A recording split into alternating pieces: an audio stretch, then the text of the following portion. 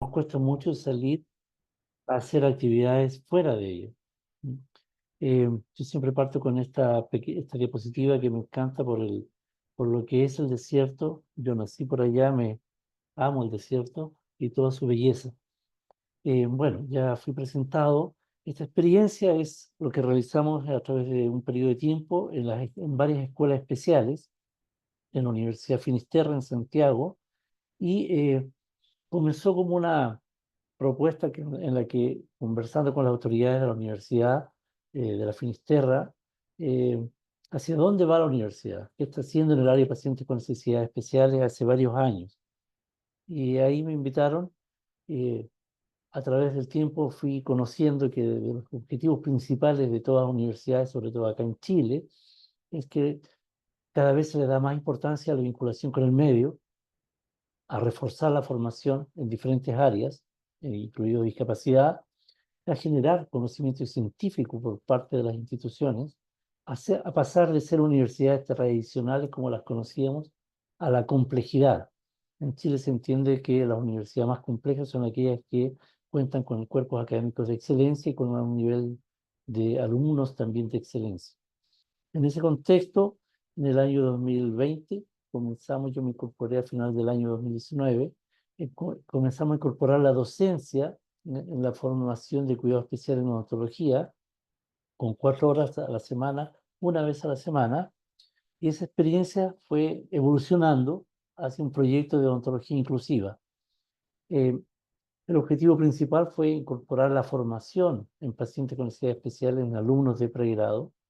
Quizás los prejuicios eran, si un dentista muchas veces no puede atender a una persona en condición de discapacidad, ¿qué van a poder hacer un interno? ¿Qué va a poder hacer un alumno de odontología? Entonces el proyecto consistió un poco en desafiarnos a hacer eso, a que los primeros formemos teóricamente, por otro lado, ayudemos a los estudiantes a incorporar herramientas en sus herramientas como las que vimos ahora, herramientas de habilidades blandas, herramientas como los pictogramas, todo tipo de herramientas que permitan el acercamiento y generar ese vínculo necesario para la atención.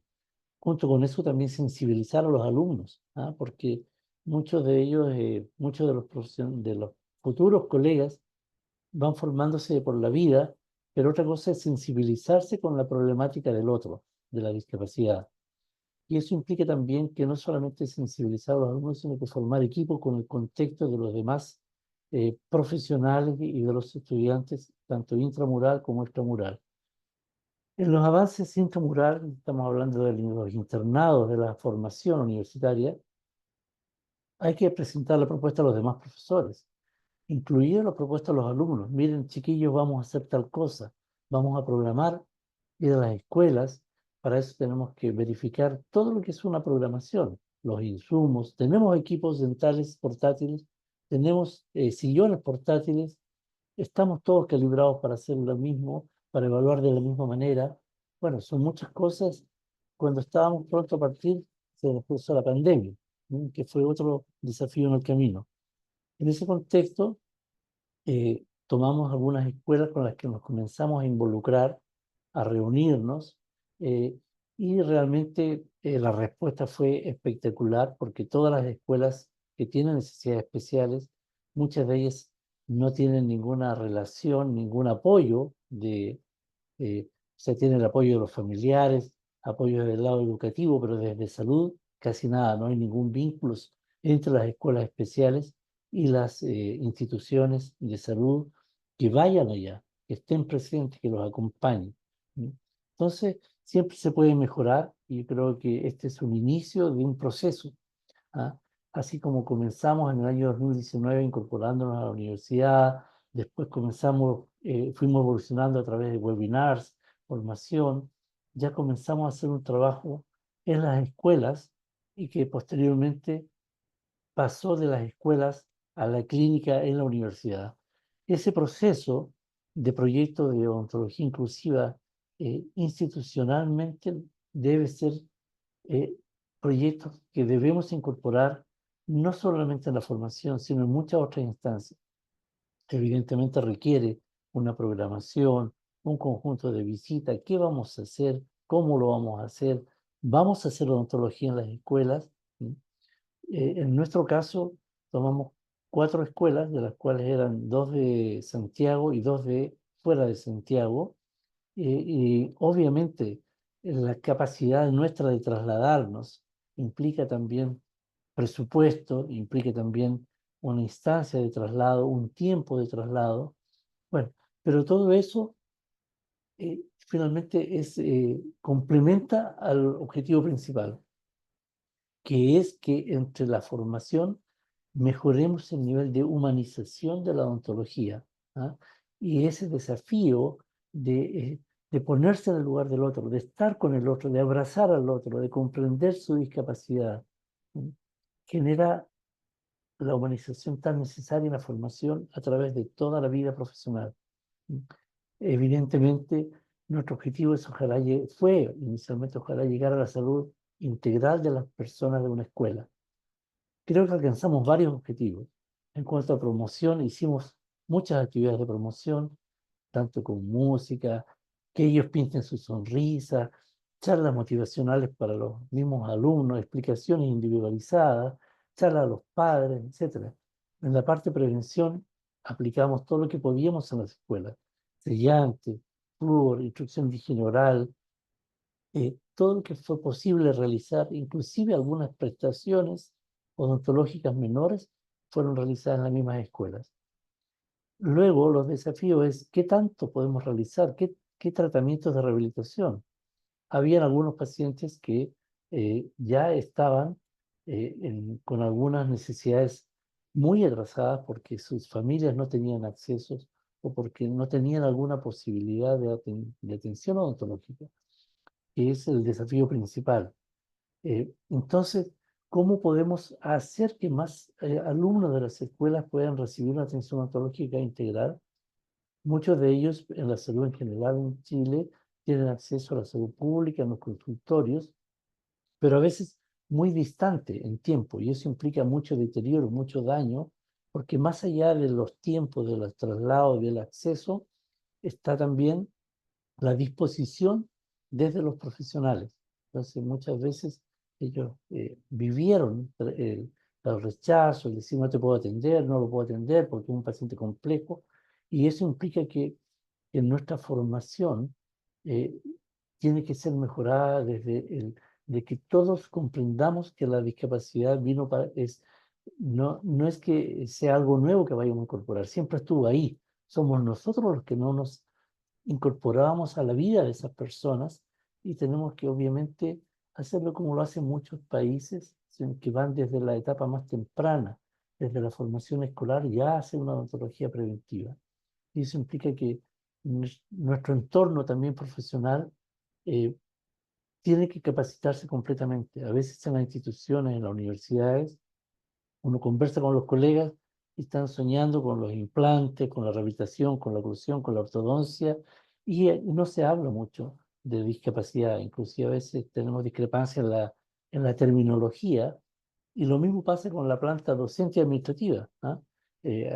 Hay terminología incorrecta en las instituciones. Muchas veces el personal no sabe cómo tratar a una persona con discapacidad. Bueno, implica que un proyecto de odontología inclusiva hay que capacitar a todos. ¿Mm? Y eso implica que también tenemos que generar espacios, abrir espacios en las instituciones, espacios de atención a través de convenios y horario de atención específicamente para esas personas. ¿Sí? Junto con eso, crear instancias de discusión con los mismos estudiantes, colegas y profesores sobre la atención de casos de pacientes con necesidad especial. Y en la parte formativa misma para los estudiantes, en generar obligaciones que presenten trabajos, que integren la atención odontológica, al menos de un caso completo de principio a fin. Nosotros felizmente pudimos hacer que varios estudiantes realicen atenciones eh, de varios tipos, que se enfrenten ya en pregrado a poner una anestesia, a vivir la discapacidad. No es la restauración odontológica, es el manejo comportamental que nos interesaba mucho. En el posgrado, obviamente, es donde uno ya debe ir formándose para la vida de trabajo misma con discapacidad, y obviamente en la institución en la que yo estaba queda pendiente de abrir más espacio hacia generar diplomados, como también cursos para los odontólogos que ya se formaron, pero que no tuvieron formación en hacia la atención de discapacidad. Obviamente, cuando se comienza a hablar del tema de discapacidad y de odontología inclusiva en una institución, hay ya posgrados que están, endodoncia, odontopediatría, entonces tenemos que vincular a todas otras especialidades a la atención odontológica. Y obviamente eso implica que la institución se tiene que ir dando una continuidad, un posicionamiento del área dentro de la institución como también fuera.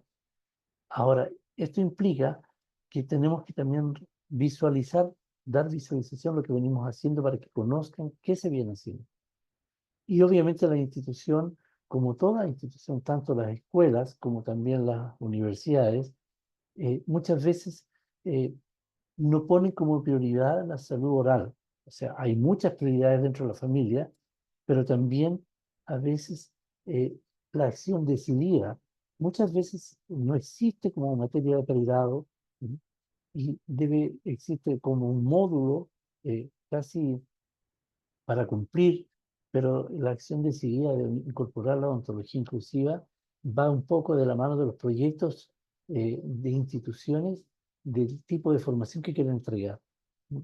Pero también más allá, uno de los problemas que hay es que las instituciones también tienen el problema que a veces hay mucha burocracia para realizar un convenio, poca cercanía con las escuelas, con municipios, con otras universidades, tanto nacionales e internacionales. Eso implica que tenemos que ampliar la movilidad institucional para lograr una atención eficiente que llegue a los alumnos de las escuelas, como también a la formación que estamos realizando.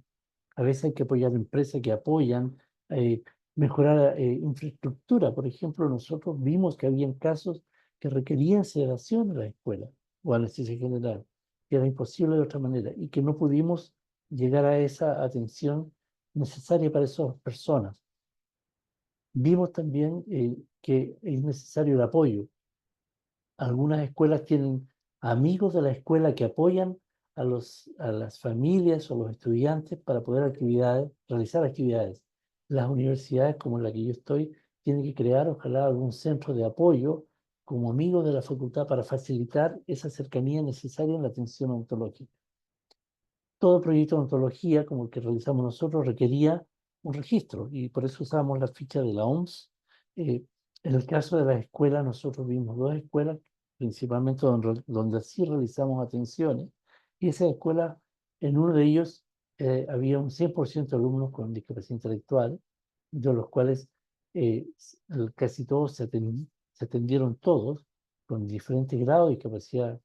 Siete de ellos tenían leve, discapacidad leve, uno con esquizofrenia, 10 con discapacidad intelectual moderada, uno con un síndrome con el Avalanche, 4 con discapacidad severa, algunos con autismo moderado, otros con autismo severo. Entonces, fuimos construyendo relación y esto es lo importante, que cómo podemos generar un vínculo si es que no hay compromiso. Este proyecto de odontología inclusiva salió adelante porque hubo un alto compromiso desde la dirección del internado, en la que pudimos incorporar otras áreas, otros especialistas, equipo multidisciplinario, una alta vinculación desde la dirección del colegio. ¿Sí? Y lo otro también que era una barrera son los costos de los tratamientos. Con bajos costos de tratamientos podemos hacer que esas familias de escasos recursos puedan tener acceso y eso es lo que generamos, formar, eh, formar pero también permitir que la atención ontológica no sea una barrera por los costos. Fueron grandes fortalezas. Entonces, ¿qué es posible de hacer? ¿Pudimos realizar tratamientos odontológicos convencionales? Algunos sí, otros no. ¿Hay alumnos que fueron beneficiados en las escuelas? Sí. Uno le cambia no solo la salud oral, le cambia la vida, le cambia la sonrisa, para que una persona se incluya en la sociedad, sea incluida en la sociedad, eh, todo afecta y la autoestima es súper importante. Este niño está muy feliz porque él ya puede sonreír y puede no taparse la boca y conversar con sus colegas, con sus compañeros, hacer parte de la sociedad como debe ser. Entonces, quizás las debilidades en los proyectos de odontología inclusiva es natural. Lo normal es que los jóvenes, los nuevos colegas odontólogos, sean más lentos en trabajar. Entonces, uno les dice, por favor, hagamos muchas prestaciones porque venir a la escuela es un tiempo, es un costo, etcétera. Entonces, no tiene sentido que hagamos un sellante, sellemos toda una arcada. En la próxima sellamos toda la otra arcada. ¿Sí? Entonces, hay que avanzar en que los proyectos sean más altamente productivos, mejoren la productividad para mejorar la eficiencia en cada visita a las escuelas. Junto con esto, también a veces nos dimos cuenta que los registros en las fichas, en las planillas, eran bastante variables según un observador u otro observador. Por más que estemos calibrados con las normas, lo que son las IGDAS, ¿ah? Igual habían registros un poco discrepantes de un examinador a otro. Eso implica que tenemos que calibrarnos más y mejor. Y bueno, la infraestructura en cuanto a sedación en ciencia general siempre es un costo que es alto para muchas personas y que también es un pendiente como debilidad de nuestros programas de odontología inclusiva. Aprendimos también a elaborar protocolos cuando estuvimos trabajando con la época del COVID. Ahí tenemos algunas de las pantallas que se utilizaron con muchas medidas en los primeros estudiantes que fueron a la universidad. ¿Sí?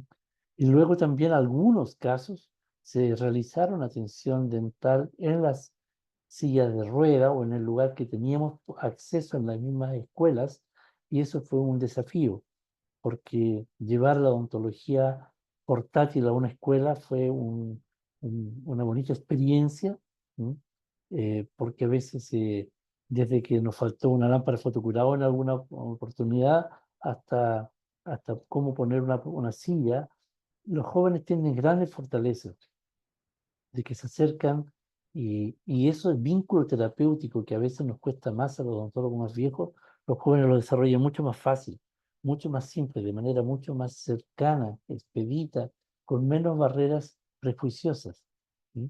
Entonces, en las visitas que realizamos a todas las escuelas, siempre fueron la motivación, siempre fue las charlas, siempre fue la cercanía para llegar a las actividades preventivas posteriormente y que eso permitió que nos encontráramos con las realidades. Las realidades es como todo lo que dice la ciencia. La gran mayoría de las personas en situación de discapacidad tienen un riesgo de caries mayor o de enfermedad periodontal mayor que la población en general. Y ante esa realidad, motivar a que el control de la placa bacteriana, motivar a que la atención ontológica no debe ser traumatizante, a ir a sus espacios del día a día, cambia absolutamente la mirada que si fuera una persona por primera vez a un consultorio dental.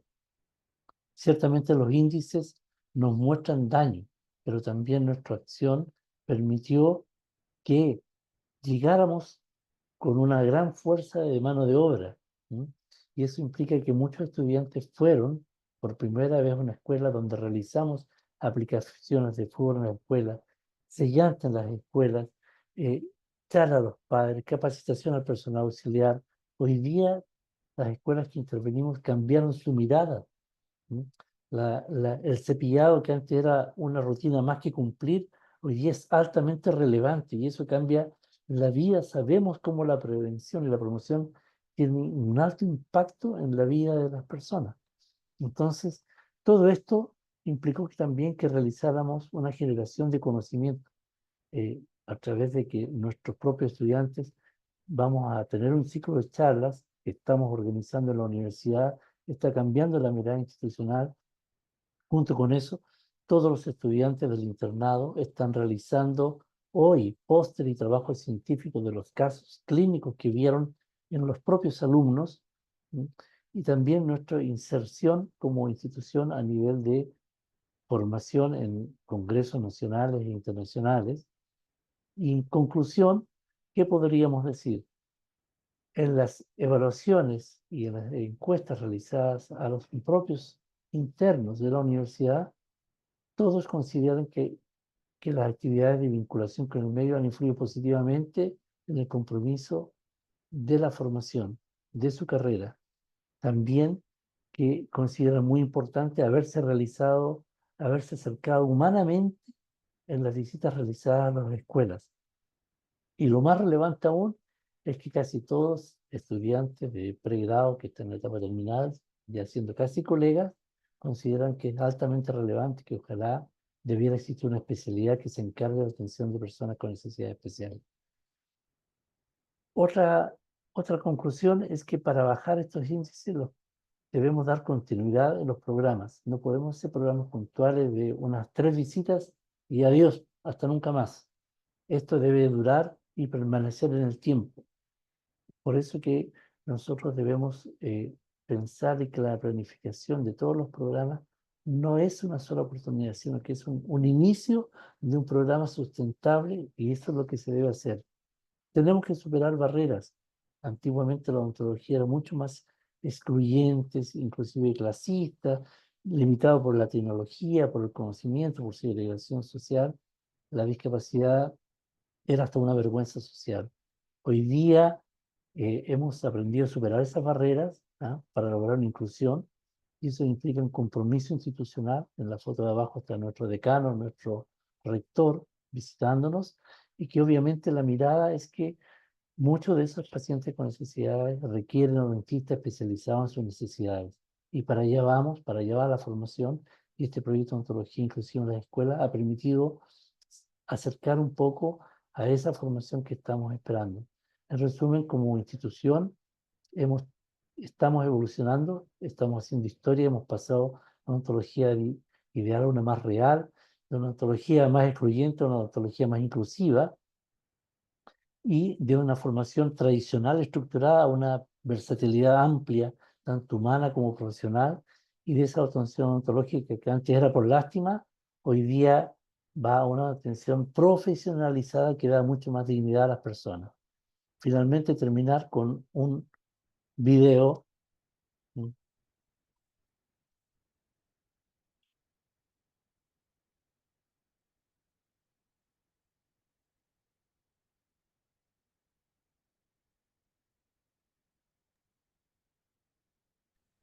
Ay, me parece que está sin audio, doctor. Sí, no está con audio. Quizás hay que ponerle abajo y todo. Ya, No sé vamos. si está con todo el volumen. eh,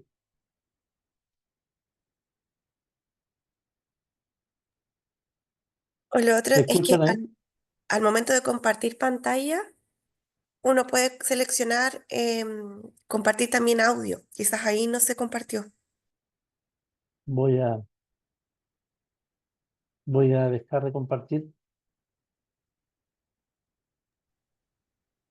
Al volver a apretar compartir, hay una parte que sale configuraciones especiales o abajitos y como que se tiquea también compartir el audio.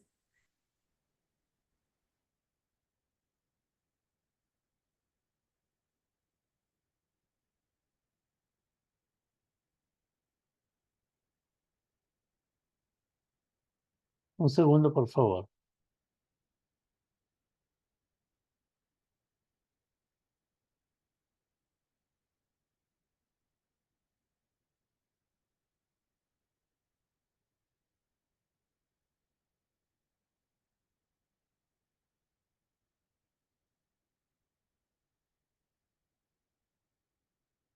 Un segundo, por favor.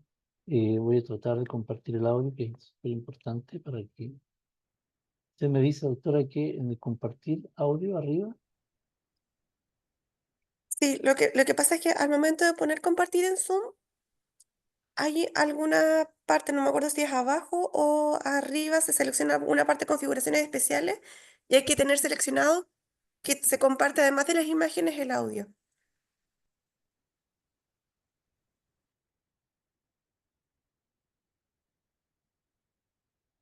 mm, no, bueno, no tengo cómo habilitar ese audio, es un problema. Ahí, no sé si escuchan ahí o no, No, No, no, no se escucha. ¿no? No.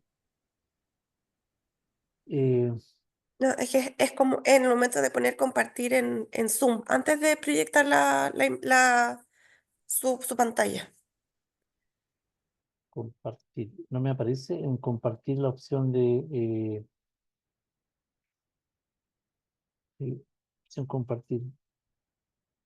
No me aparece esa opción Ese específicamente. video no lo tienes guardado en el computador, tal vez como compartirlo Eso fuera de es. la presentación, sino que solo como video.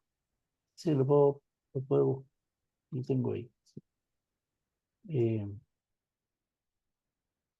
a ver, ¿ahí ven mi pantalla o no? No, o sea, estamos viendo solamente la presentación, la parte donde está el video, Ahí, pero no se escucha.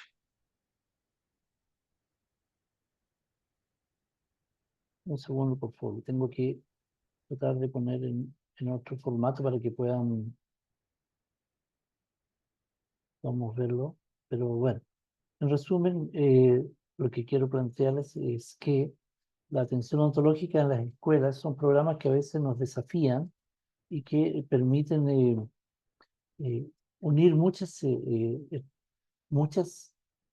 deseos, muchas infraestructuras que están ahí paradas. Los odontólogos estamos acostumbrados a no salir mucho de nuestro espacio de confort y hacer equipos es fundamental porque en las instituciones los estudiantes se sensibilizan asistiendo a esos programas y el impacto social que generamos en una institución es alto, es potente. Nuestro deseo partió como un programa piloto y creo que ahora ya se va a quedar porque la institución ha valorado mucho esa vinculación que una no solamente formación, sino atención odontológica y acercamiento hacia la odontología inclusiva y que además beneficia a un grupo importante que antes no tenían acceso. Los números duros implican que, evidentemente, en nuestro caso, este programa permitió una atención ontológica 100% de todos los alumnos, lo que decía la profesora, eh, permitió la atención del 100% de los alumnos con un resultado excelente, con una alta valorización de parte de la familia, de los padres, de los propios alumnos que iban felices, no había ninguno que no quería volver más. Y obviamente eso, lo que más creo yo que nos permitió llevar un programa de este tipo con éxito, es que la dirección desde el establecimiento estuvo preocupada en todo momento. Entonces, no podemos fallarle a estos profesores, no podemos fallar a esa familia y menos a esos niños o jóvenes que con todas sus limitaciones pudieron ir al dentista y hoy día se cepillan con otra mirada, con otro gusto, con otro deseo de tener y de cuidar sus dientes porque les importa. Eso ha sido un impacto maravilloso, más allá de solamente ir para cumplir. Fue un programa que creo que cambió un poco la historia de la institución y tanto de la escuela como un poco de la universidad. Así que eso es lo que quería compartir, una bonita experiencia. Y bueno, quedo atento a cualquier pregunta. Lamento que no hayamos podido ver el video, pero son testimonios positivos de lo que se hizo. Muchas gracias. Muchas gracias, doctor, por compartir la em, experiencia que nos comparte. Soy testigo del trabajo que han hecho, fue lo que me motivó también a seguir este camino de la atención de cuidados especiales, así es que he podido ir viendo de cerca también cómo se han ido evolucionando esos tratamientos, la atención de los pacientes, la llegada. Sé que estamos viendo ahora en el chat, sé que hay alguna pregunta, pero al parecer no.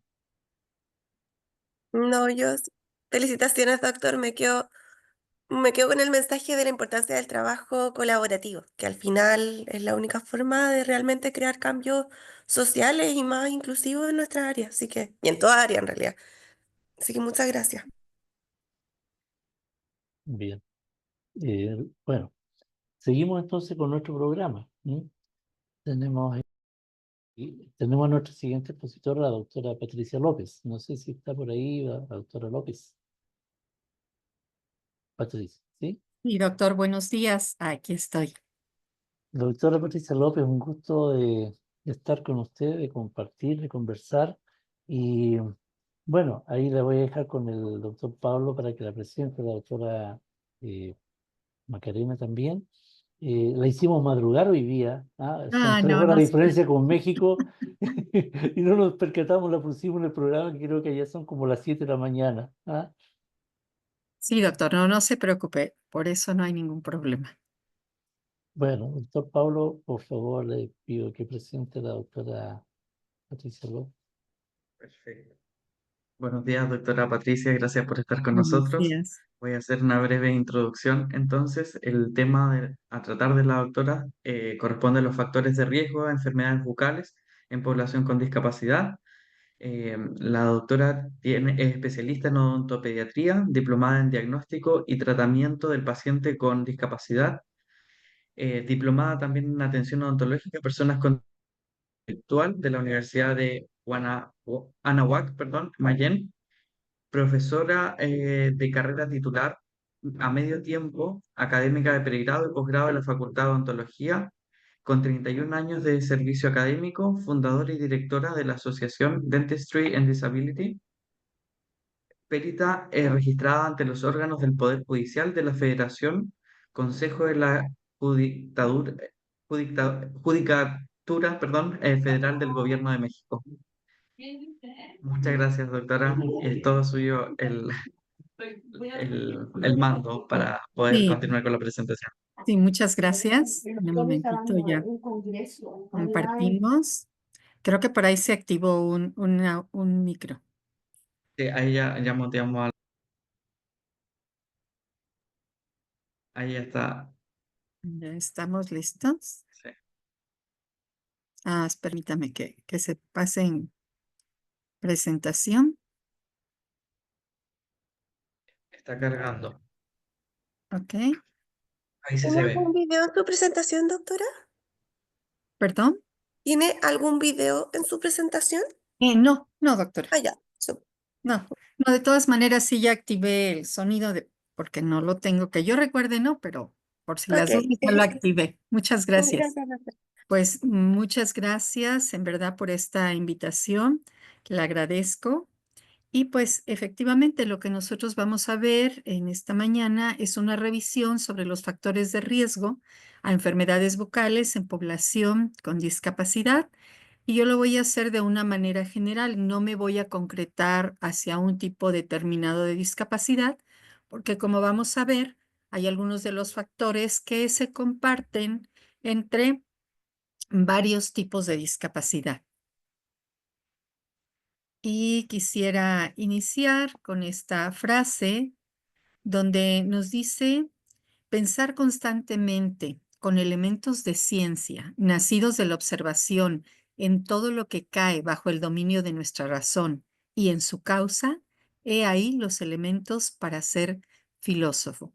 Creo que con esto quise interpretar, sí es importante método científico, es importante que en este caso vamos a buscar factores de riesgo, no causas, no necesariamente, pero estos factores de riesgo no solamente desde el dominio de la razón, sino también esta parte que han estado hablando anteriormente los dos ponentes sobre cuestiones humanísticas, cuestiones filosóficas que deben ser muy importantes para la atención de nuestros pacientes con discapacidad.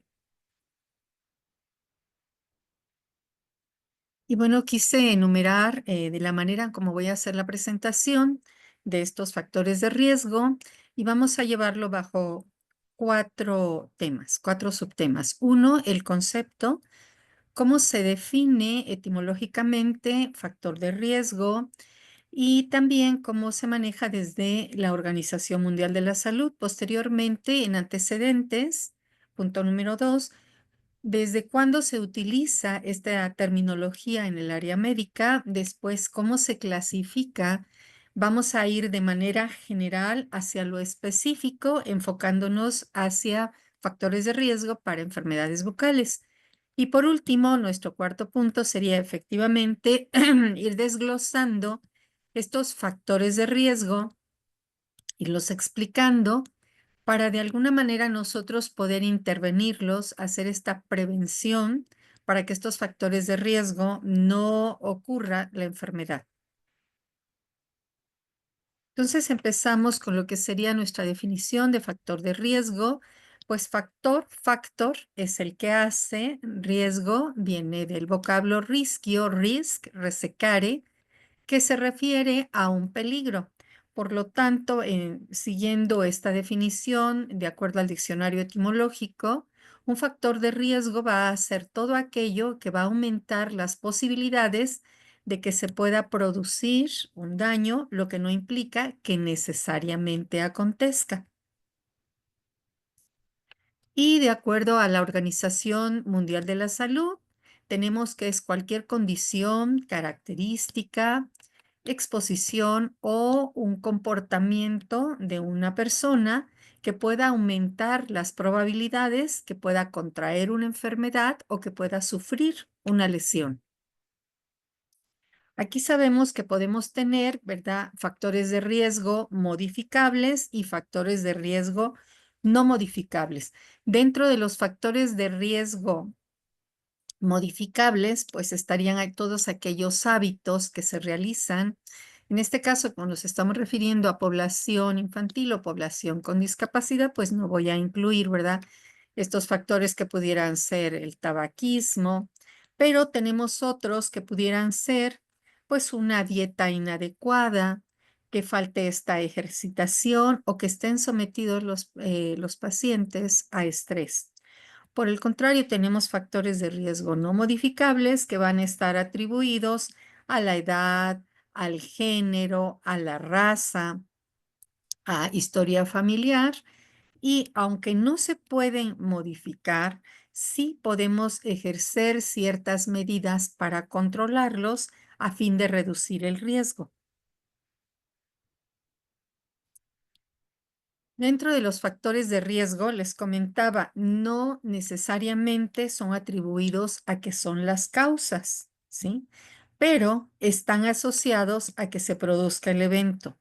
Pueden constituir una probabilidad, en este caso para método científico, medible, con un valor predictivo y pueden ser utilizados como ventajas tanto en prevención, cuando estemos hablando de tratamientos preventivos a manera individual, o si lo estamos manejando a nivel colectivo.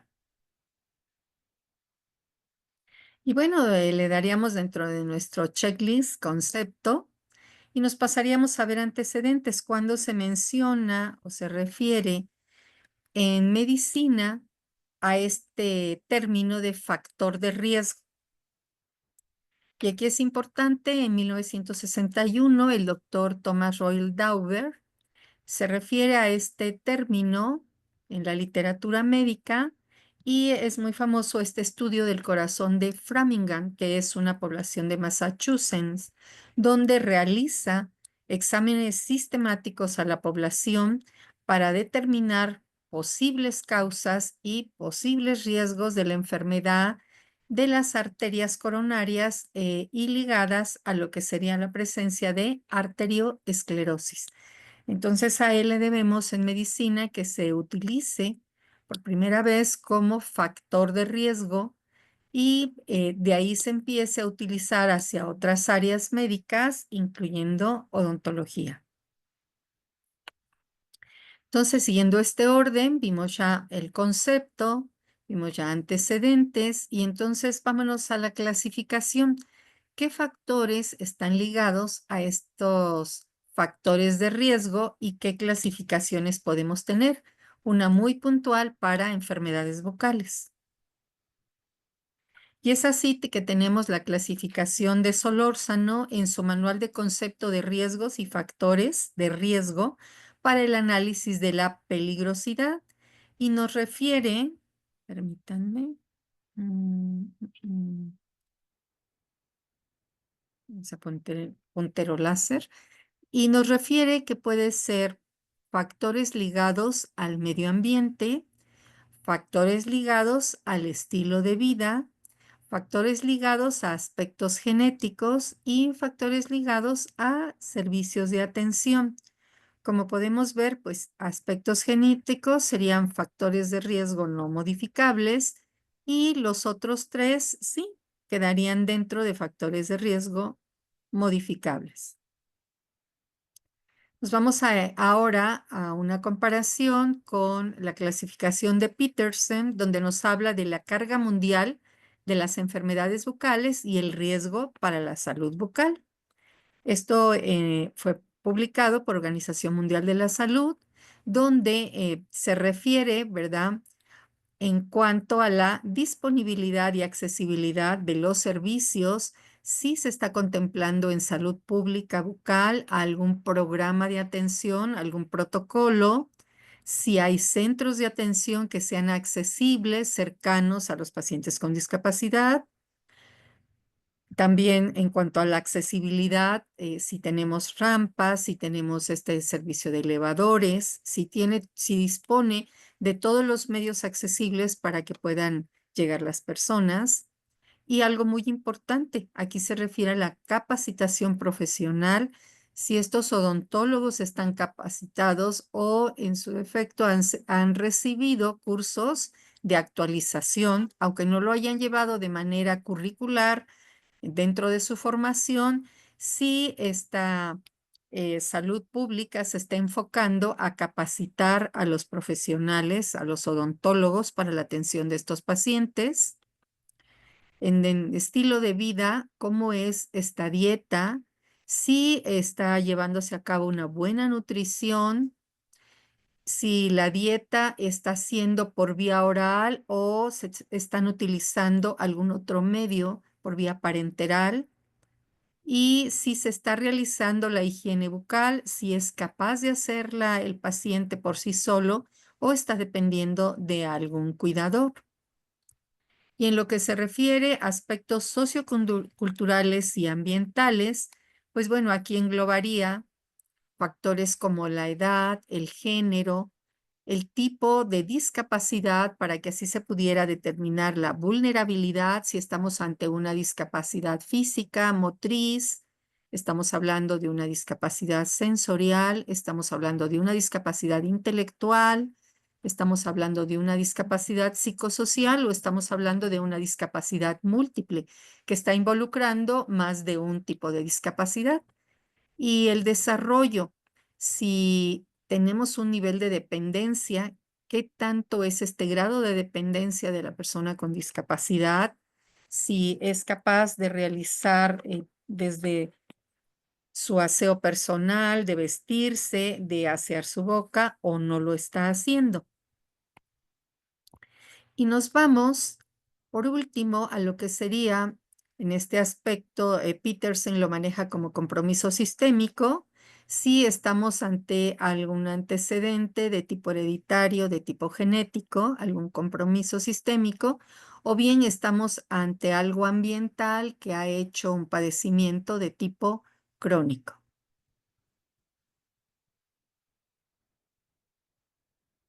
Y bueno, aquí se estaría refiriendo específicamente a factores de riesgo relacionados con la salud oral y se clasifica en 3 subgrupos: factores sociales, factores individuales y los servicios de salud. Como ven, se compagina muy bien con las clasificaciones anteriores de Solórzano y Peterson, pero aquí se enfoca ya directamente a factores de riesgo para salud bucal y que entrarían perfectamente en lo que estamos nosotros hablando sobre personas con discapacidad, y habla de algo muy importante, la situación económica. Si la familia está en disponibilidad de poder tener este gasto para realizar el cuidado de la salud bucal, si dispone inclusive hasta de un cepillo dental o de algunos aditamentos o accesorios, el nivel educativo de los padres de familia, como lo hemos visto ya en la literatura odontológica, que mucho va a depender el nivel educativo de los padres para que tengamos de esa manera también un nivel de salud oral. ¿Cómo es la dinámica funcional interna familiar? Esto se refiere mucho porque sabemos que desafortunadamente en muchas ocasiones tenemos mamás solteras o mamis divorciadas o mamis que por alguna razón se ha fracturado este este enlace familiar y ya depende únicamente la familia de ellas, tanto como proveedoras como cuidadoras. Y es ahí donde esta dinámica pues se ve interrumpida, se rompe y pues también depende de la cuestión social, la economía. Esta mamá muchas veces tiene que ser no solamente la cuidadora, sino el sustento, tiene que salir a trabajar y tiene que depender de redes de apoyo familiares o gubernamentales o cuidadoras que le ayuden en el caso de la atención de su hijo o de su hija. Tenemos factores individuales como es la situación de discapacidad. También, como nos refería Peterson, ¿a qué tipo de discapacidad nos estamos refiriendo? Porque dependiendo del tipo de discapacidad, del nivel de adaptación, el nivel de autonomía, el nivel de dependencia, pues también va a ser este factor individual. Y la salud nutricional, de igual forma, si no está acompañado de alguno de estos factores sistémicos que ponen también en riesgo esta salud nutricional que va directamente correlacionada con la salud oral. Y por último, los servicios de salud tan importantes que se están ahora mencionando en la literatura, si se cuenta o no con la formación de recursos humanos que tengan un adiestramiento, un entrenamiento, una especialización o un diplomado. También, qué tan fácil es la accesibilidad para los centros que puedan llegar las personas con discapacidad a estos servicios de salud odontológicos. Y si dentro de la formación de los recursos humanos se está contemplando pues estos cursos de actualización. A lo mejor son odontólogos que no han tenido esta capacitación dentro de su formación curricular, pero que se están actualizando constantemente y que se está ofertando dentro de estos servicios de salud o de trabajo que la persona se pueda capacitar el profesional directamente. Entonces hemos hablado ya del concepto, de los antecedentes, de la clasificación y ahora sí nos vamos de lleno pues a nuestro cuarto factor que sería de enfermedades bucales propiamente. Factores de riesgos ligados a las enfermedades bucales en niños con discapacidad.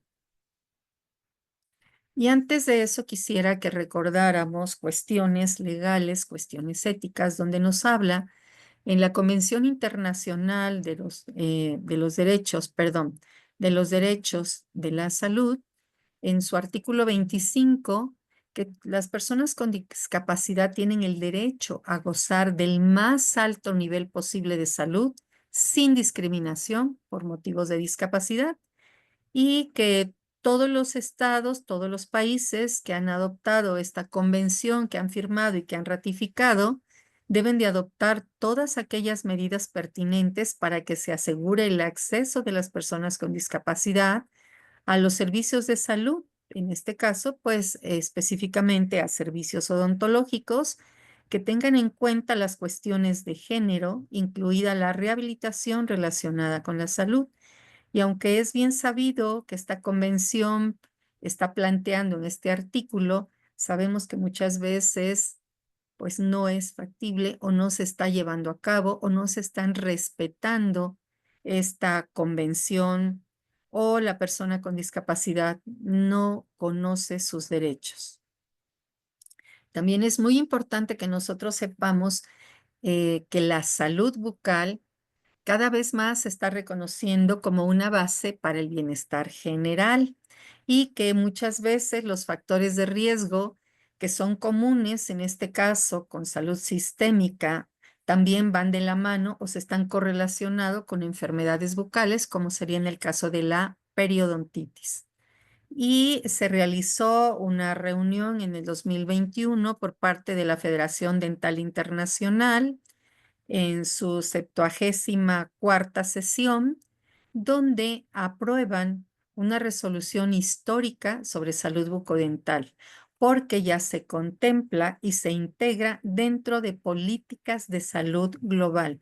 Hoy por hoy no podemos decir que una persona está sana si tiene alguna enfermedad bucal o algún padecimiento. Creo que esto es algo muy importante y creo que es algo que nosotros debemos de considerar y que se le dé esta gran ventaja, que se le dé este gran reconocimiento a la salud bucal ligado con el bienestar o la salud en general.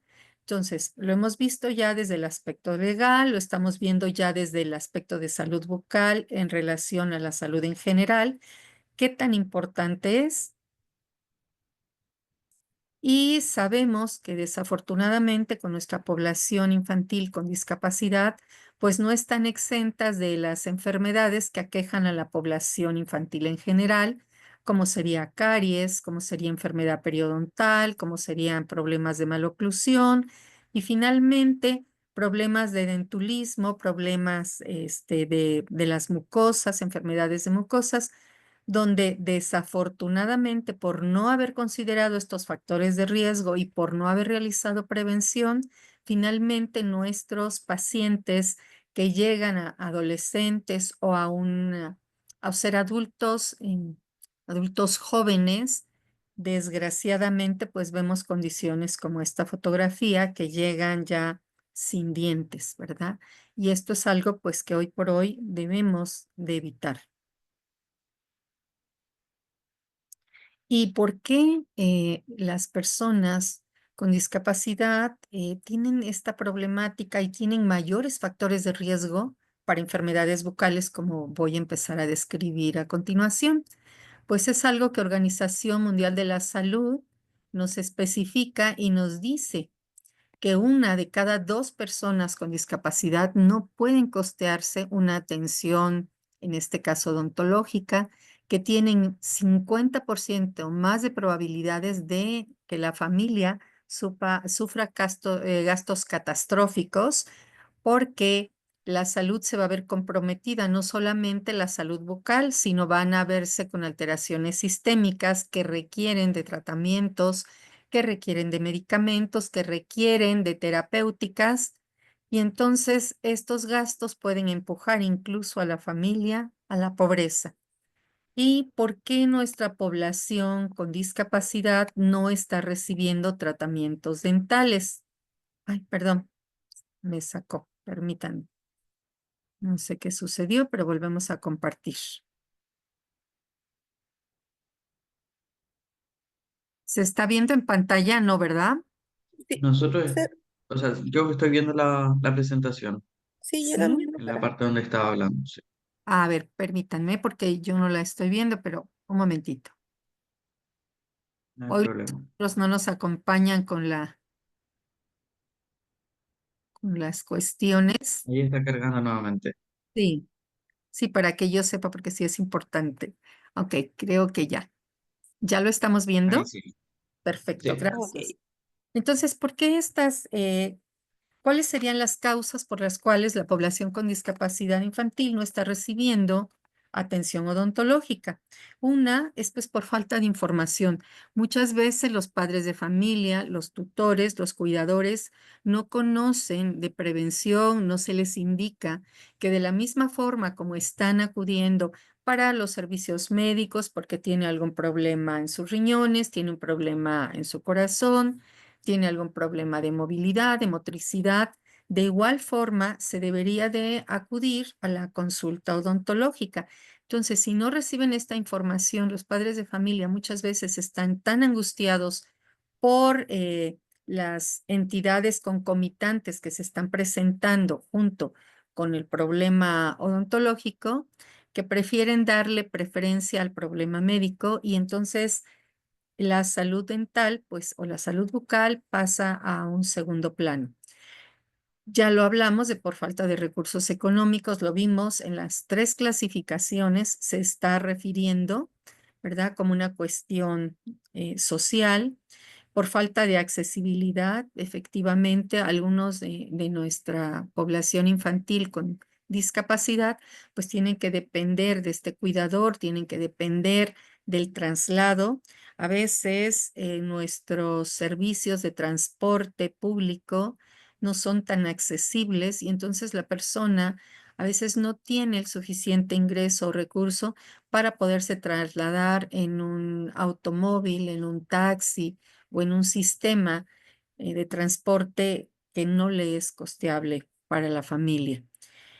Por falta de conocimientos, habilidad y actitud de los odontólogos hacia la población con discapacidad. Esto es muy triste y desafortunadamente tenemos muchos reportes en la literatura cómo esto va ligado, ¿verdad? Esta falta de capacitación, esta falta de empatía por parte de profesionales de la salud que también están poniendo en riesgo, están actuando como factores de riesgo para que las personas con discapacidad no reciban atención odontológica. Y algo muy importante, pues que también tenemos que fomentar es que las personas con discapacidad, tanto los padres de familia como los propios niños, adolescentes y adultos, sepan que tienen derecho a la salud, que eso está previsto. Entonces, todos estos factores sumados, pues nos dan nuestros factores de riesgo. Entonces vamos a ir hablando rápidamente de los factores de riesgo. Ya me voy a enfocar directamente a cuestiones odontológicas, pero lo voy a hacer de una manera general. Algunos tipos de discapacidad competen más de uno de estos factores o solamente un grupo. Es bien sabido que nuestros pacientes pueden cursar con anomalías estructurales en su esmalte, en su dentina, y que pueden ser desde anomalías en cuanto a hipoplasias o en cuanto a hipomineralizaciones. Y sabemos que estas anomalías estructurales, si nosotros no actuamos de manera... Ay, permítanme. Perdón, es que estoy viendo aquí un comentario de Lorena. Dice, la falta de conocimientos, habilidad podría ser subsanado con la derivación a quienes sí la tienen, humildad. Efectivamente, Lorena, muchas veces eso es lo que tenemos que hacer. Bueno, si yo no tengo la competencia, no sé en otros países, pero aquí se daba mucho de mentir o engañar y decir, es que no tengo el equipo, no dispongo de todo lo suficiente. Creo que es importante ser honestos y decir, no tengo el conocimiento, no tengo la competencia para hacerlo, pero puedo canalizarlo hacia la persona o hacia la institución que sí lo puede hacer hoy por hoy. No es ético ni humanístico que nosotros neguemos una atención. Si no tenemos la competencia, por favor, derivarlo hacia donde sí se le puede brindar esta atención. Gracias, Lorena, por su comentario. Y compromisos sistémicos. Sabemos que muchos de nuestros pacientes no solamente tienen esta discapacidad, sino además cursan con una alteración sistémica. Va de la mano. A veces la frontera entre discapacidad y compromiso sistémico es una frontera muy imperceptible y a veces no sabemos si fue primero el compromiso sistémico que lo llevó a una discapacidad o la discapacidad que lo llevó o actuó como un factor desencadenante de un compromiso sistémico. Les digo, van mucho de la mano y pues podemos tener pacientitos que tengan alteraciones de tipo inmunológico, cardiopatías congénitas, alteraciones renales, pues problemas del neurodesarrollo, en algunas ocasiones hasta crisis convulsivas y no solo tónico-clónicas, sino también tenemos estas crisis de ausencias. Entonces, todo esto son factores de riesgo que nos van a comprometer más nuestra salud bucal de nuestros pacientes infantiles con discapacidad. Aquí no solamente es esta o estas, pero quise poner las que son más relevantes o las que podemos ver más frecuentemente en nuestra consulta odontológica. Este tipo de malformaciones congénitas, como podría ser labio y paladar fisurado, que sabemos que en los sitios donde se encuentra esta fisura pueden haber ausencias congénitas. Sin embargo, a los costados o muy cercanos a estas fisuras se pudieran dar incluso anomalías de número, anomalías de forma o son portadores de alguna anomalía estructural que es más fácilmente cavitable y es más fácilmente entonces que tengamos una enfermedad como sería caries, que se complique también con problemas periodontales, que se vaya complicando también con problemas de maloclusión.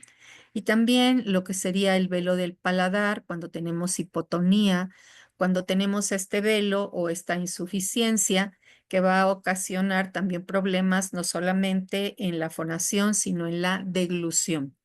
Hábitos perniciosos, ¿sí? Hábitos orales como sería el bruxismo, la respiración bucal, la protrusión lingual, la regurgitación. Tenemos en algunos casos de pacientes con discapacidad intelectual que una vez que han ingerido sus alimentos, que no pasa más de 1 hora, tienen este mal hábito de que regresan los alimentos, ¿sí?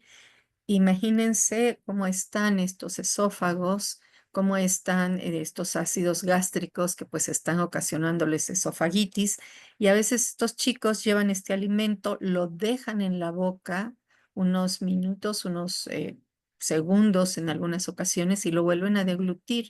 Entonces es un gran problema la regurgitación que se presenta en pacientes con discapacidad intelectual o psicosocial y que pone pues en gran riesgo las estructuras dentarias. Muchas veces hemos observado en las caras linguales de los dientes, sobre todo inferiores o superiores, unas lesiones muy semejantes a lo que serían los pacientes con bulimia y anorexia. Y morder objetos también vemos que es algo muy común, que les puede ocasionar muchas veces fracturas dentarias y hábitos como son hábitos automutilantes o hábitos que se provoca la mordedura de labios, mordedura de mucosas y que también pues nos están dando ya factores de riesgo. El bruxismo, la respiración bucal o mixta combinada, así como la protrusión lingual, sabemos que se puede presentar en varios de los tipos de discapacidad que pueden acudir a nuestra consulta. Tenemos el tono muscular, también tan importante porque no solamente va a afectar la tonicidad en general, sino también la musculatura orofacial, tan importante para muchas de las funciones orales. Y entonces sabemos que se puede presentar un bajo tono o un tono espástico y también en algunos casos, como muy específicamente parálisis cerebral, puede ser un tono fluctuante que puede ir de una hipotonía a presentarse de repente una contracción que nos va a dificultar muchas veces también la tensión dental, que es muy importante que estemos, por favor, alertas porque nuestros pacientes van a actuar en función de estímulo-respuesta. Y entonces, si nosotros no tenemos la precaución, si no colocamos un dispositivo para que el paciente no se lesione ni nos lesione a nosotros ahí que estamos trabajando, o que el paciente pueda morder un espejo dental, que se pueda lesionar, igual con nuestro propio instrumental se pueda lesionar, cortar o fracturar los dientes. La higiene bucal. A veces esta higiene bucal, bueno, se puede ver alterada o se puede ver con retención de alimento porque presenta una maloclusión, un apiñamiento y entonces ahí las partículas de alimento se pueden quedar retenidas y muchas veces se pueden quedar incluso en la lengua si tenemos la presencia de lengua fisurada o tenemos hiperplasia de las amígdalas o tejido adenoideo. Entonces puede llegar a producir halitosis, mal aliento en nuestros pacientes porque no se está realizando una higiene bucal, una higiene de esta lengua o se queda muchas veces, lo hemos observado en pacientes con discapacidad intelectual muy asociado síndrome de Down, que en la zona retromolar, en la zona entre la mucosa, ¿sí? La mucosa yugal y los dientes en la parte posterior llegan a tener ahí alimento. Entonces es muy importante que les demos la información a los padres de familia que por favor cuando hagan el aseo nos vayamos sobre de estas zonas porque pueden ser imperceptibles y ahí se está acumulando y obviamente este alimento ahí acumulado pues nos puede ser un foco, ¿verdad? Generador de un problema de caries, de un problema de gingivitis o hasta ya en unas etapas ya subsecuentes de periodontitis. La saliva que sabemos que juega un papel súper importante de lubricación, de protección de nuestras mucosas, que actúa con la formación del bolo alimenticio, que sabemos que es un factor súper importante protector para que no se presente la caries. Es muy importante que nosotros revisemos este flujo, esta consistencia, ¿sí? Si tenemos disminución, si presenta serostomía o por el contrario, presenta una cialorrea y en determinados momentos socialmente o para el paciente, cuando esta saliva es muy ácida, llega a provocar quemaduras o problemas dermatológicos alrededor de los labios o alrededor de la zona peribucal. Y pues si sabemos que tenemos problemas de tipo neurológico, que está afectando su tono muscular, entonces muchas de las funciones orales que pueden ser desde la succión se van a ver alteradas. Una succión mal coordinada, una succión deficiente o peor tantito, una succión ausente. Imagínense en etapas tempranas donde tenemos lactantes, donde tenemos bebés. Si esta succión nos está presentando, entonces ahí se empieza a complicar la situación y se empieza a complicar la salud bucal. Muchos de nuestros pacientes también pueden cursar con una disfagia orofaringia que va a complicar también la salud nutricional. Podemos tener también alteraciones en la masticación, estos ciclos masticatorios se pueden también ver afectados. La apertura bucal a veces no es suficiente para que podamos nosotros trabajar porque su apertura es muy limitada, porque puede estar ocasionada desde el tono muscular, desde problemas en la articulación temporomandibular o desde micrognatias o desde problemas condilares. Y entonces estas funciones bucales pues se van atrofiando, se van viendo como factores de riesgo para enfermedades. Tenemos la autoclisis, ya hablé de la saliva. Sabemos qué tan importante es esta autoclisis, este movimiento lingual. Si tenemos pues hipotonía de esta musculatura, la autoclisis se va a ver alterada. Y la salivación, entonces la autoclisis juega un papel determinante, protector. Si no lo tenemos, entonces empezamos como factores de riesgo para caries, para enfermedad periodontal. La articulación temporomandibular, si cursa con una anquilosis o si tiene ya una lesión de una subluxación, si los ligamentos tienen una hiperflexibilidad o ya tenemos la presencia de un chasquido o ya hay una subluxación con crepitación o con dolor y que va a limitar la masticación, la apertura. Y desde lo que les había hablado de las retrusiones mandibulares, ¿sí? Que pueden poner en riesgo también todas las funciones orales, como sería masticación, como sería deglución, como sería fonación. Y entonces es también súper importante la salud de la articulación temporomandibular, lo que es la lengua en lo que se refiere a su tamaño. Hoy por hoy tenemos que manejar los términos de macroglosia relativa hasta que realmente estemos convencidos que estamos ante una macroglosia real, es decir, un tamaño de la lengua mayor que nos está afectando y no solamente pensar, descartar factores como sería específicamente caso de síndrome de Down, donde sabemos que tercio medio facial hace que estas estructuras se encuentren hipoplásicas, por lo tanto, la cavidad oral se va a ver disminuida y una lengua que en condiciones normales quedaría dentro de cavidad oral, en este caso por tener un tamaño reducido de esta cavidad, entonces se va a ver mayor y se va a desplazar hacia el frente. Considerar factores como la diástesis lingual, donde tenemos una distribución de los haces musculares linguales diferente y la hace muy laxa. Y entonces la lengua se proyecta hacia el frente, o si tenemos lo que les había hablado de estas amígdalas hipertróficas que no permiten que la lengua se sitúe en su lugar y por el contrario la desplazan y se desplaza hacia afuera.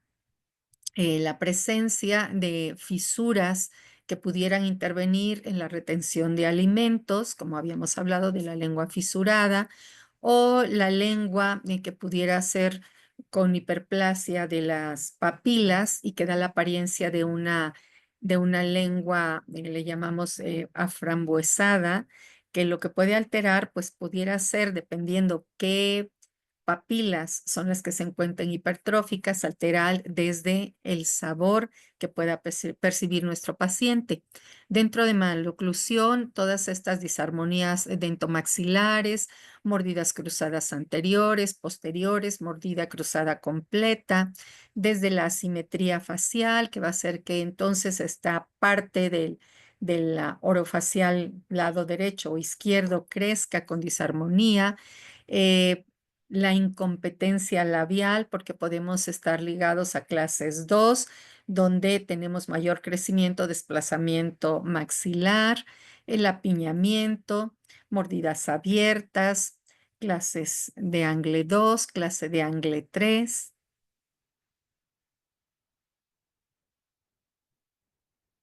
Nos vamos con los órganos dentarios, que muchas veces pueden ir acompañados de un sinfín de anomalías dentarias de estructura, de forma, de número, de tamaño. Estos órganos dentarios que pueden sufrir fracturas, porque si estamos hablando de esta malposición, de estas clases 2, pues obviamente ponen en riesgo al momento de una crisis convulsiva, de un problema de incoordinación motora, a que sea más fácil que esos dientes se fracturen, son los que están más expuestos, a que tengamos anomalías de erupción en cuanto a cronología, secuencia, o tengamos ausencias congénitas o por el contrario, ya tengamos edentulismos ocasionados por una mala prevención, porque no se tomaron en cuenta todos los factores de riesgo y nuestros pacientes llegan a adolescentes o en edad adulta temprana, pues ya mutilados. Y la dieta. Muchas veces nuestros pacientes, los papis, se sienten dentro de su duelo como que comprometidos y son muy complacientes, muy permisibles, porque sienten que por su culpa o hicieron algo o dejaron de hacer, que su hijo es portador de alguna discapacidad. Y entonces hay el abuso de este biberón, se lo dan al igual que cualquier paciente regular, ¿verdad? Le dejan el biberón y pues sabemos que podemos tener la caries por alimentación infantil, la alta ingesta de carbohidratos, que muchas veces no se favorece a la masticación, a que se vayan incluyendo dentro de la dieta alimentos que puedan ser fibrosos, que puedan ser crocantes, y esta consistencia no se brinda. Y al contrario, el niño solamente quiere comer cosas muy suaves, cosas muy dulces, y tenemos aquí ya que se empieza a generar ya un círculo vicioso donde no estimulamos, donde no cooperamos con esta alimentación nutricional y entonces ya tenemos más factores de riesgo.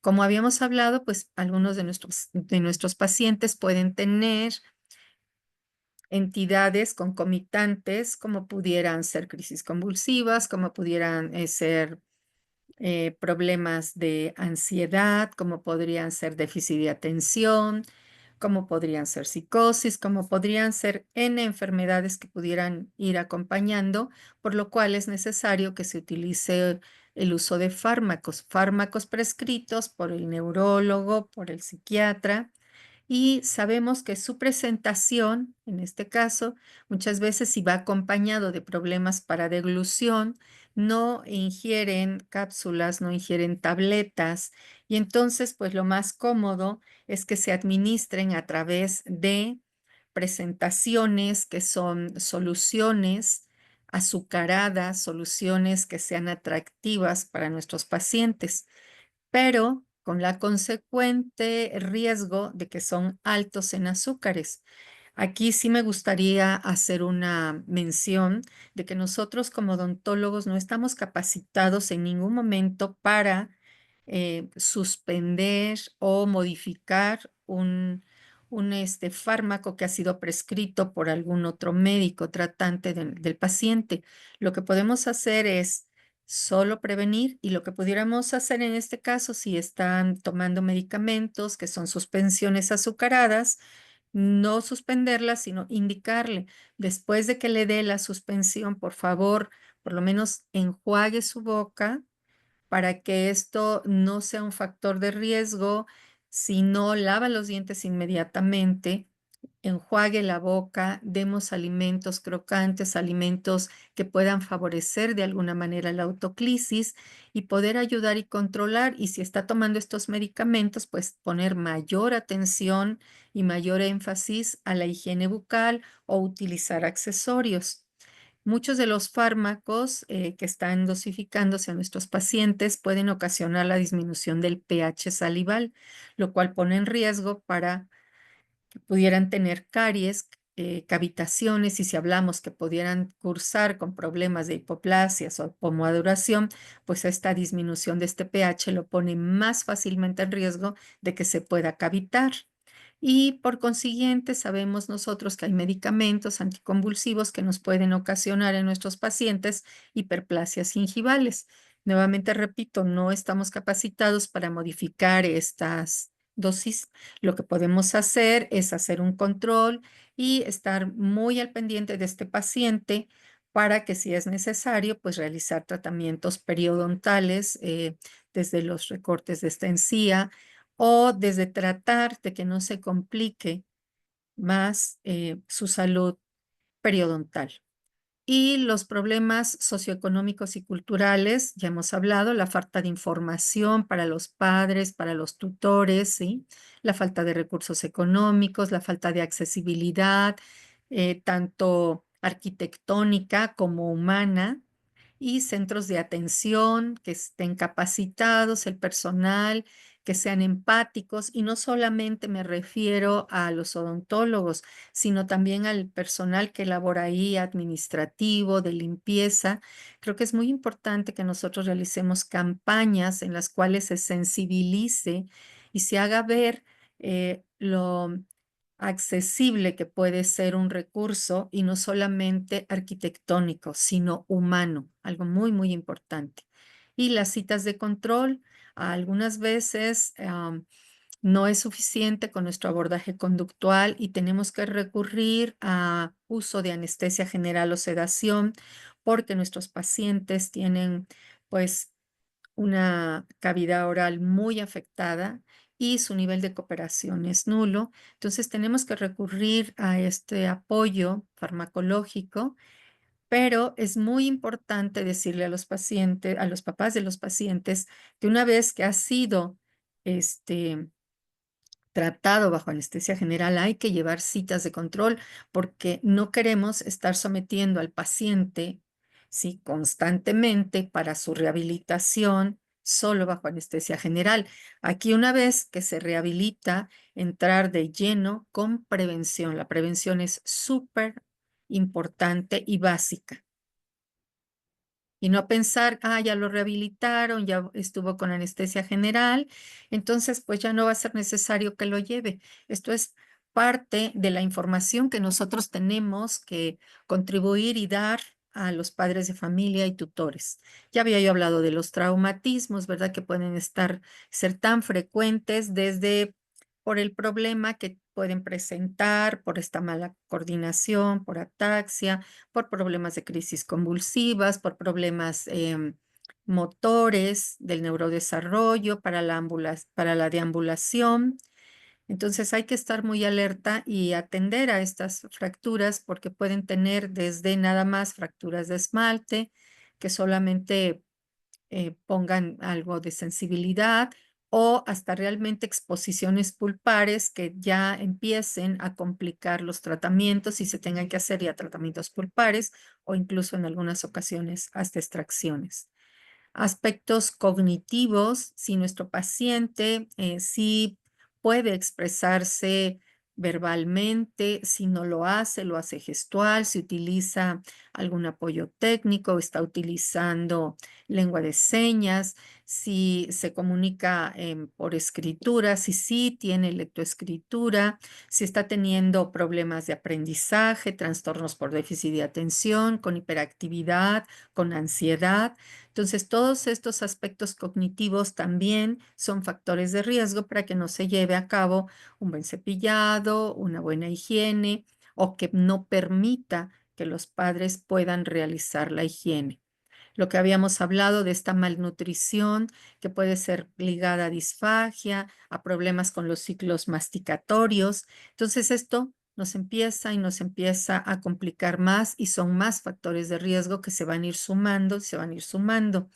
Y la dependencia, habíamos hablado en las clasificaciones, si es posible que la persona tenga esta autonomía para realizar su aseo bucal, si no lo tiene, porque tiene alteraciones en la visión oculomotora, en la coordinación, en la psicomotricidad fina, porque dependen de un cuidador, pues aquí también tendríamos que valorar, ¿no? Yo muchas veces les indico cuando nos llegan a la clínica con un cuidador que revisemos al cuidador, porque si el cuidador no lo hace, pues a lo mejor difícilmente lo va a hacer con la persona que está a su cargo. Claro, hay sus excepciones, pero también es importante, pues, apoyar al cuidador, ayudarlo y también enseñarle las técnicas de cepillado para que él mismo lo haga sobre su propia boca. Y bueno, vamos a llegar a nuestras conclusiones. Miren, desafortunadamente es muy común que nosotros veamos pues gran cantidad de biopelícula, ¿verdad? Acumulada, que desafortunadamente nos lleguen pacientes con procesos infecciosos, ¿verdad? Que nos lleguen ya con problemas ya de celulitis, ya que no solamente la infección está en cavidad oral, sino ya está en tejidos blandos, que los pacientes hayan tenido algún traumatismo, que hayan tenido avulsiones, que tengan ya problemas de inicio periodontal, que tengan acumulación ya de sarro. En etapas ya más avanzadas, vean todo esto, qué gran destrucción ya tenemos del periodonto, ¿sí? Donde va a perder piezas y que estemos alertas, por favor, a estas enfermedades sistémicas, como en este caso, vean la coloración, ¿sí? Cianótica de labios, de mucosas. Estamos ante un paciente, pues, con un problema cardíaco. Entonces, es muy importante que todas estas condiciones las tengamos en cuenta y que tengamos en cuenta todos estos factores de riesgo que yo he mencionado.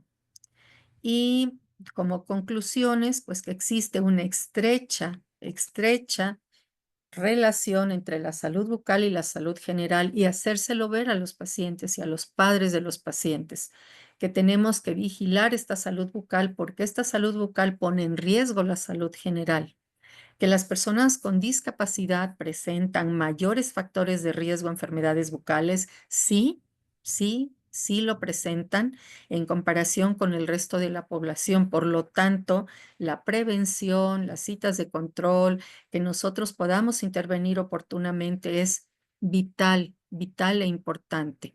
Y algo también muy importante es que los programas de promoción para la salud deben de estar enfocados y deben de considerar la salud bucal como parte integral de cualquier tratamiento que reciba un paciente, no solo con discapacidad, sino cualquier paciente en general. Y bueno, nada más quiero comentarles que yo formo parte de este grupo de odontología inclusiva, Dentistry and Disability, y que en este diciembre va a ser nuestro 7º aniversario. Yo soy la directora general y la fundadora, viendo efectivamente todos estos factores de riesgo y viendo que no hay suficiente atención para nuestros pacientes. ¿Qué generamos? Generamos una propuesta y nosotros brindamos talleres de educación para la salud a través de estrategias lúdicas a personas con discapacidad, niños, adolescentes y adultos. Lo hacemos de manera gratuita y lo hacemos a instituciones.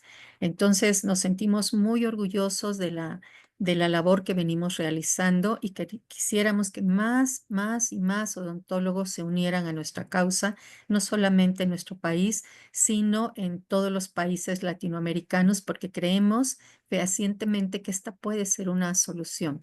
La prevención, la educación a través de medios lúdicos.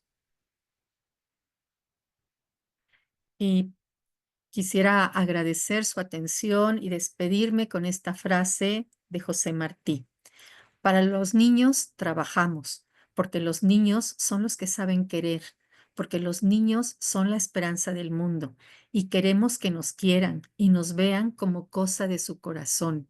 Sin los niños no se puede vivir, como no se puede vivir la tierra sin luz. Muchísimas gracias por su atención. Mi nombre es Patricia López Morales. Mi número de WhatsApp 55 39 32 03 44 y mi correo institucional lomp59@fo.odonto.unam.mx. Muchísimas gracias por su atención. Muchísimas gracias, doctora López.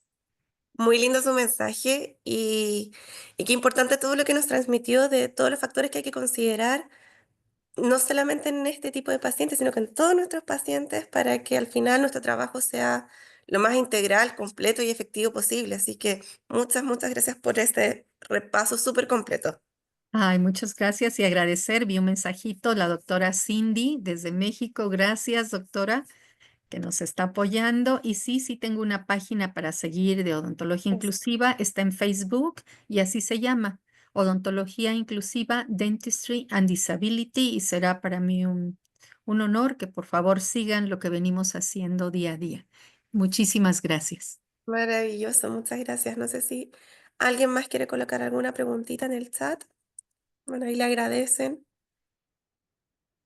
Si es que no hay más preguntas, o sea, si no hay preguntas, como estamos un poquito atrasados con el programa, vamos a cortar el break porque tenemos que continuar a las 11:30 con la presentación de la doctora Lorena Orellana, ¿ya?